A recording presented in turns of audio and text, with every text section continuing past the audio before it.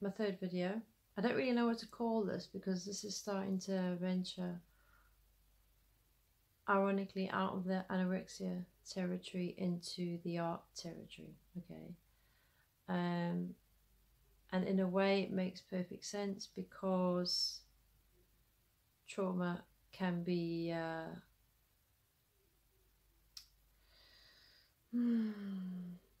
metamorphosized into something beautiful. Okay, I know it sounds weird, but basically, when I had a traumatic experience when I was very young, I didn't know what to do.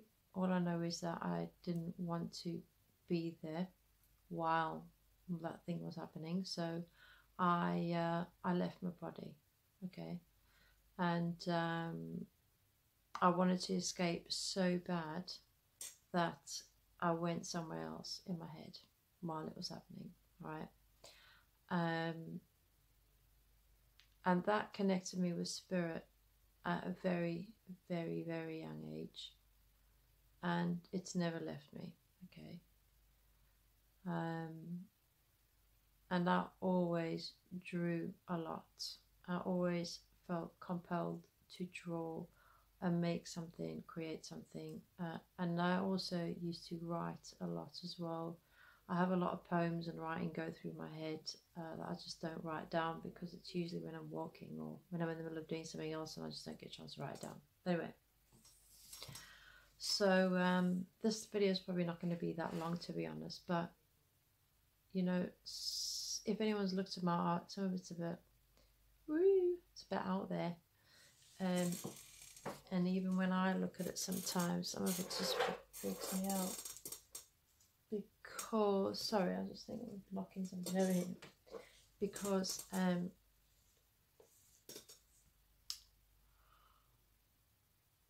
I use my art as a way to just get a lot of frustrations out, and this is something you can do as well, right? At the end of the day, what is art? It's like putting pen to paper and scribbling. Okay, and when you are feeling frustrated, angry, depressed, you can take a load of paper and cut it up into millions of little pieces and stick them together, you know, and that's art. You can scribble and scribble and scribble, and believe me, it feels good, right? You can get some clay and you can batter it and you can mold it and you can push it and you can pull it. You can channel so much of that destructive energy, but you know, you are at the same time creating something as well, and anyway, you're releasing that energy, and that energy is like coming out, and then you can throw that scribble away, and believe me, it's not a waste. It's that energy is going in the bin and it's never coming back, and the more you do it, the better you're going to feel.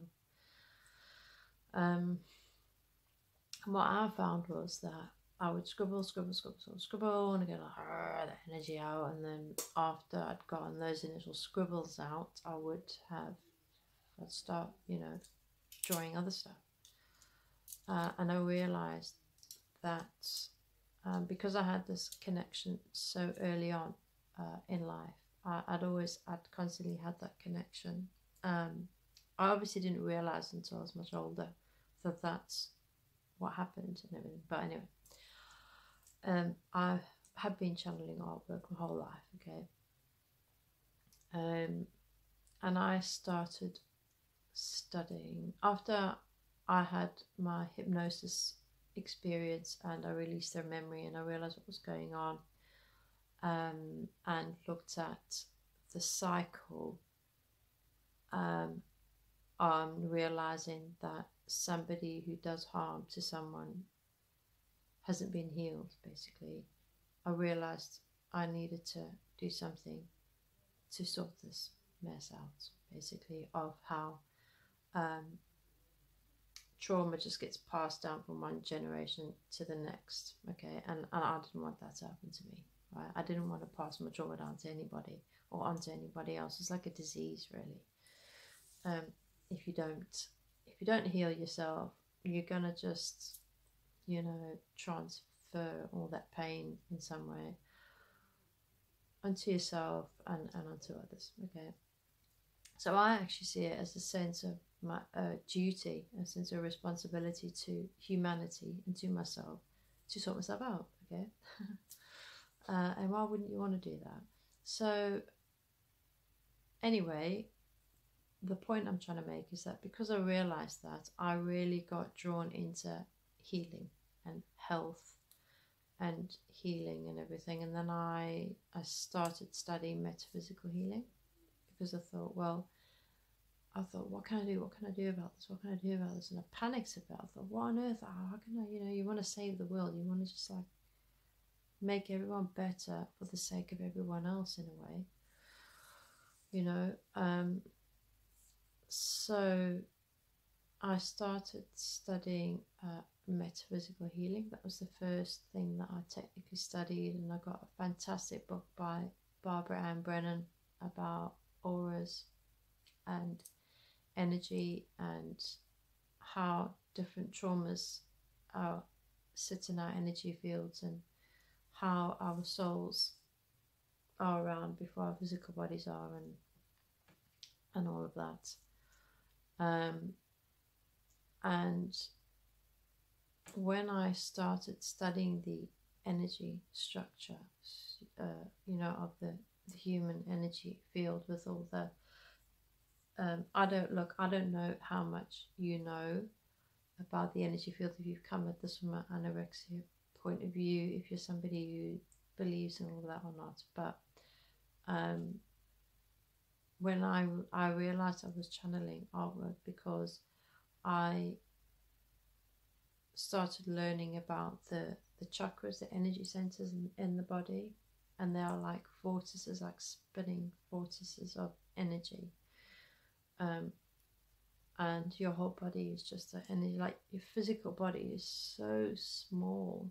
Honestly, it's like so small, really, compared to like the rest of you. Like this you can have somebody that's like physically tiny and the energy is massive, and you get somebody who's physically like a lot bigger and the energy is like all pulled in and, you know, tiny. But I'd been drawing people's auras, and I'd been drawing the colors around the auras, and I'd been drawing their chakras, and I mean I was drawing people and energy around people and everything before I even knew what it was, you know. And it was amazing to me. And when I was actually doing my healing course, I was on a break. This is when I was doing it. Sorry, I'm faffing with my hair. I can see myself in the camera. It's, you know, I'm obviously still a bit non-self-accepting. But anyway, I was sitting outside on a break. It was sunny. We were having a little break, and I did a doodle of the cat that was sitting outside with me. It was very sweet. And I drew, I think, red and yellow like around this cat. And the man came out. The man who was actually, he was given the course with it's a metaphysical healing course, which is where you study the aura and how to work with the energy around the aura to smooth it out and channel healing and all that. And he could see auras. I can't physically see them.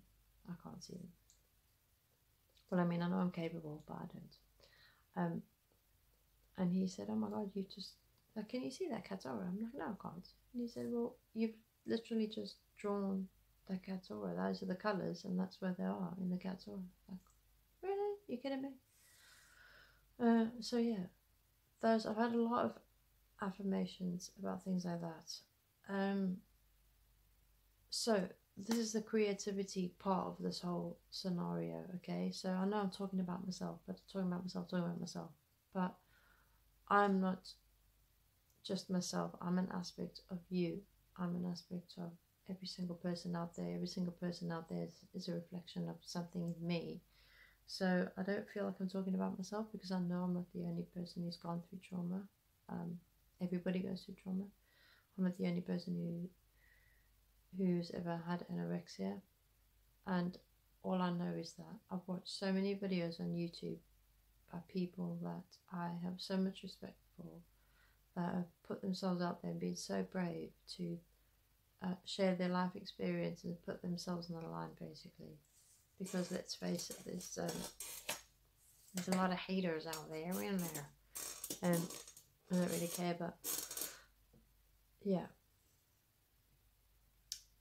use your creativity, use your passion to heal you, okay? Because if there's anything you're passionate about, if you really enjoy, no matter how desperately miserable you are, there is something that you enjoy. Go back to when you were a kid. What did you always love doing?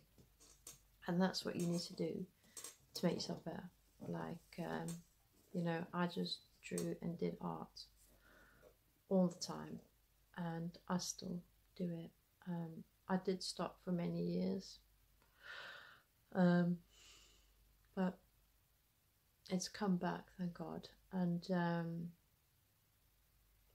I'm very grateful for it, because I've realised that it's always been there. So it's been my connection to spirit. So I had that connection to spirit when I was very young, and because they know that I'm artistic and isolated, and that's how they chose to communicate with me. And I think if I had to actually see a spirit guide standing in front of me now, I think they know that I'd be too scared for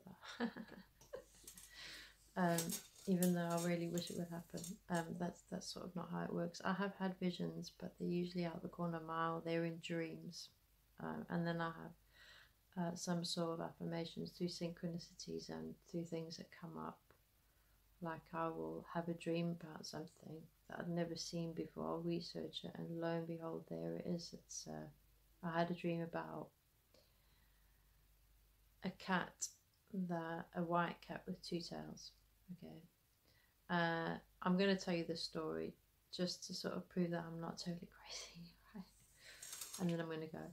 But this cat it was a white cat with two tails, and when I was very young, we moved and stayed with my grandparents on this plot, and my granddad had 6 dogs. So anyway, this cat of ours came with us, and she ended up getting really bad flea infestation. It was horrible. She ended up dying from it. Okay, I'm not going to go into how it happened and why she got that, but the circumstances weren't very nice, and I was gutted. And I had a dream about her, and this wasn't long ago. And in the dream, she had 2 tails, and she was angry. She was like, "Why did you let that happen to me?" I mean, I always felt guilty about it. Anyway, and I found it odd that, okay, you come to me in the dream, I get it, and you told me how you feel, and I feel really bad, and I had like a conversation with her about it, you know. Obviously, she wasn't speaking English, right? It was a spiritual vibe conversation, but I researched this cat with 2 tails, a white cat with 2 tails, white cat, right? And it turns out to be a Japanese myth or some folklore thing, and it's a real thing. You can look it up. Which is where any domesticated cat that gets treated badly comes back to haunt the owners.